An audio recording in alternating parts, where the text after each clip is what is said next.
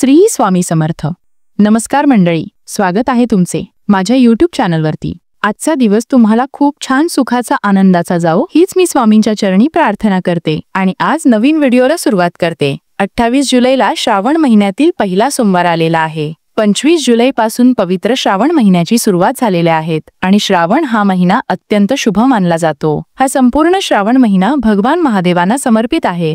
या महिन्यामध्ये येणाऱ्या प्रत्येक दिवसाला एक विशेष महत्त्व असून सोमवार हा जो आहे तर हा भगवान महादेवांना समर्पित असणारा दिवस असल्यामुळे या दिवशी आपण व्रत करून भक्तिभावाने महादेवाची पूजा करत असतो। या दिवशी व्रत करून महादेवाची पूजा केली तर भगवान महादेव आणि माता पार्वती यांचा आशीर्वाद हा आपल्याला प्राप्त होतो। या वर्षी श्रावण महिन्यामध्ये एकूण 4 श्रावण सोमवार असणार आहेत आणि यामध्ये पहिल्या श्रावण सोमवारची शिवामूठ असणार आहे तांदूळ आणि म्हणून या दिवशी आपल्याला शिवलिंगावरती शिवामूठ म्हणून तांदूळ अर्पण करायचे आहेत। आता हे तांदूळ अर्पण करताना एक महत्त्वाची गोष्टही तुम्हाला लक्षात घ्यायची आहे। हे तांदूळ आपल्याला अखंड अर्पण करायचे आहेत, म्हणजे तांदूळ घेताना कोणतेही तुटलेले फुटलेले असे तांदूळ घेऊ नका। चांगले अखंड तांदूळ जे आहेत तर त्याची शिवामूठ जी आहेत ती आपण अर्पण करायची आहेत, तरच याचा आपल्याला शुभ फळ जे आहे तर ते प्राप्त होईल। धार्मिक दृष्टीने श्रावण महिन्यातील पहिला सोमवार हा अतिशय महत्त्वाचा असल्यामुळे या दिवशी व्रत सोबतच आणि भगवान शिवाच्या पूजेसोबतच काही उपाय आणि सेवा सुद्धा केल्या जातात। आज व्हिडिओमध्ये मी तुम्हाला एक अतिशय प्रभावी असा उपाय सांगणार आहे। उद्या पहिला श्रावण सोमवार तुम्ही उपवास नाही केला तरी चालेल, पण अन्नपूर्णा देवीला अर्पण करा ही एक वस्तू।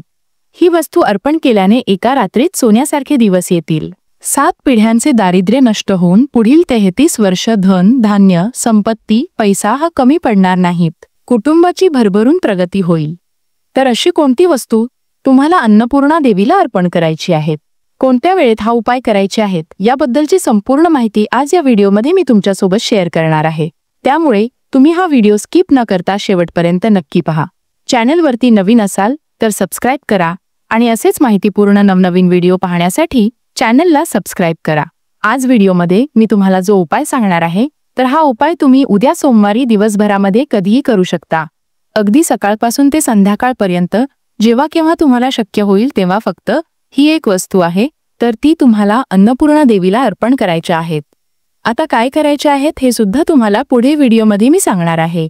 बऱ्याच वेळा तुम्ही ऐकलं असेल की अन्न हे पूर्ण ब्रह्म आहे किंवा अन्नावर उत्तम प्रक्रिया करून सुग्रास करून वाढणाऱ्या अन्नपूर्णा मला नेहमी आनंदी आणि समाधानी ठेवा असे म्हटले जाते आणि म्हणून आपल्या प्रत्येकाच्या देवघरामध्ये अन्नपूर्णेची मूर्ती तुम्ही नक्की पाहिली असेल।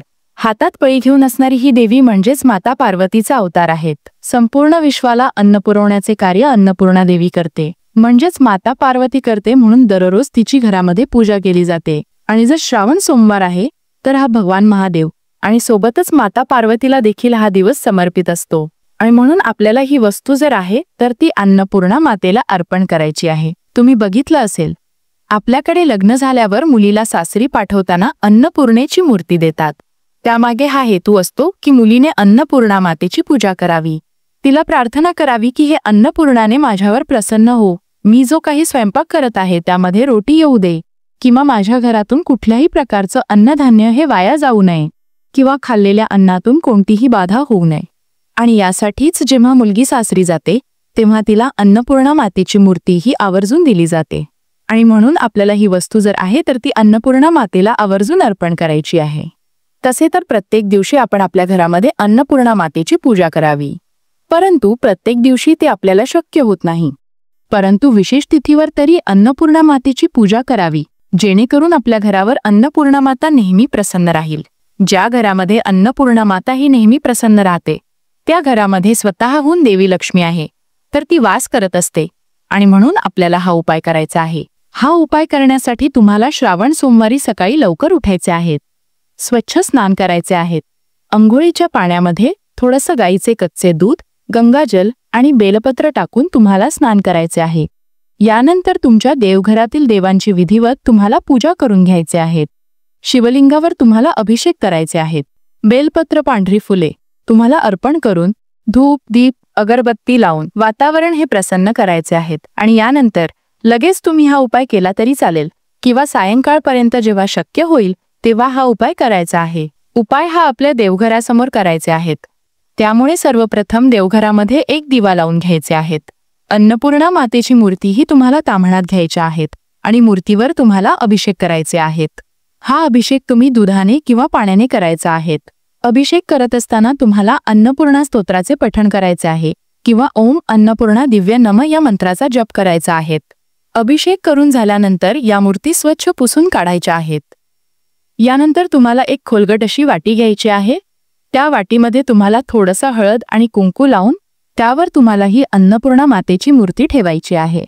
यानंतर तुम्हाला काही करायचे आहेत. एका वाटीमध्ये अखंड तांदूळ घ्यायचे आहेत. कुठेही तुटलेले फुटलेले असे तांदूळ घेऊ नका. अखंड तुम्हाला तांदूळ घ्यायचे आहेत आणि हे तांदूळ आपल्याला अन्नपूर्णा मातेच्या मस्तकावर अर्पण करायचे आहेत. आता अर्पण करत असताना तुम्ही 2 पद्धतीने अर्पण करू शकता. आपल्या उजव्या हाताच्या 5ही बोटांनी तुम्ही हे तांदूळ जे आहेत ते घेऊन मस्तकावर अर्पण करायचे आहेत किंवा आपल्या उजव्या हाताच्या करंगळी जवळचे बोट म्हणजे अनामिका जे मधले बोट असते आणि अंगठा या 3 बोटाने सुद्धा तुम्ही हे तांदूळ जे आहेत ते अर्पण करू शकता. जर या 3 बोटाने तांदूळ अर्पण केले तर ते खूप शुभ मानले जातात. म्हणून शक्य असेल तर तुम्ही या 3 बोटांनी अर्पण करा. ज्यांना शक्य नाही त्यांनी 5 बोटांनी अर्पण केला तरी चालेल. आणि हे तांदूळ अर्पण करत असताना सुद्धा तुम्हाला अन्नपूर्णा स्तोत्राचे पठण करायचे आहेत. आता हे तांदूळ आपल्याला इतके अर्पण करायचे आहेत की तिच्या खांद्यापर्यंत हे तांदूळ येतील एवढे तांदूळ तुम्हाला अर्पण करायचे आहेत. तांदूळ अर्पण करून झाल्यानंतर माता अन्नपूर्णाला तुम्हाला हळद कुंकू अक्षता अर्पण करायच्या आहेत. एक तुपाचा दिवा तिथे तुम्हाला अगोदरच प्रज्वलित करून घ्यायचे आहेत.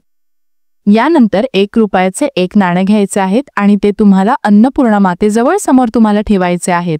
त्या नाण्याला सुद्धा हळदी कुंकू लावून तुम्हाला पूजा करून घ्यायचे आहेत. 1 फूल तुम्हाला अर्पण करायचे आहे. पांढरे फूल असेल तर आवर्जून अर्पण करा किंवा लाल फूल अर्पण केलं तरी चालेल.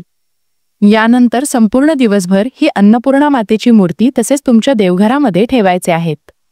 दुसऱ्या दिवशी सकाळी स्वच्छ स्नान करून झाल्यानंतर तुम्हाला ते 1 रुपयाचे नाणे जे आहेत ते उचलून घ्यायचे आहेत आणि ते आपल्या पर्समध्ये ठेवायचे आहेत. ते आपल्याला कधीच खर्च करायचे नाहीत. जर हे नाणं नेहमी आपल्या पर्समध्ये असेल तर आपल्याकडे नेहमी पैसा हा आकर्षित होईल. पैसा येण्याचे मार्ग जे आहेत ते मोकळे होतील. त्यात वऱ्याचे तांदूळ असणार आहे. अर्पण करून त्यातील थोडेसे तांदूळ तुम्हाला काढून तुमच्या तांदळाच्या डब्यामध्ये टाकायचे आहेत आणि थोडेसे तांदूळ हे तुम्हाला टाकायचे आहेत आणि बाकीचे तांदूळ हे तसेच तुम्हाला ठेवून त्यामध्ये अन्नपूर्णा मातेची मूर्ती तसेच ठेवायचे आहेत आणि आपल्या देवघरामध्ये ठेवून द्यायचे आहेत. कारण अन्नपूर्णा मातेची मूर्ती ही नेहमी तांदळामध्येच असावी. ती तशीच ठेवू नये कारण ती अन्नाची देवी मानली जाते आणि तांदूळ जे आहेत ते अतिशय पवित्र धान्य आहेत आणि म्हणून या तांदळाचा उपयोग आहे तर तो आपण पूजेमध्ये करत असतो. सर्व देवी देवतांना तांदूळ अर्पण केले जातात ज्याला अक्षर असं सुद्धा म्हटलं जातं. म्हणून ही मूर्ती तशी तांदळामध्ये ठेवून तुमच्या देवघरामध्ये ठेवायची आहे.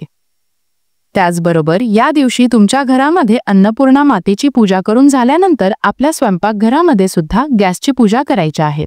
याशिवाय हळद कुंकू अक्षता फुले वाहून तुम्हाला पूजा करायच्या आहेत. एक स्वस्तिक तिथे काढलं तरी सुद्धा चालेल. तर अशा पद्धतीने तुम्हाला ही जी वस्तू आहे तर ही अन्नपूर्णा देवीला अर्पण करायची आहेत. ही सेवा आहे. तुमच्या घरामध्ये तुम्ही नक्की करून पहा.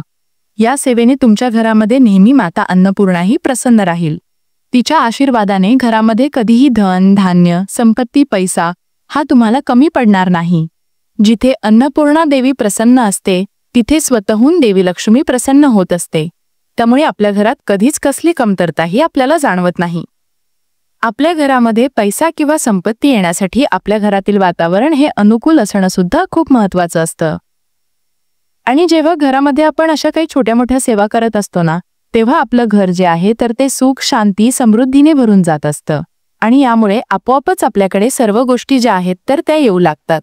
तर अशा पद्धतीने हा छोटासा उपाय तुम्हाला श्रावणातील पहिल्या सोमवारी करायचे आहेत. व्हिडिओ तुम्हाला आवडला तर लाईक करा. चॅनलवरती नवीन असाल तर सबस्क्राईब करा आणि हा व्हिडिओ आपल्या मित्र परिवारासोबत जास्तीत जास्त शेअर करा. चला तर मग भेटू असेच पुढल्या एका नवीन व्हिडिओमध्ये. तोपर्यंत सर्वांना श्री स्वामी समर्थ.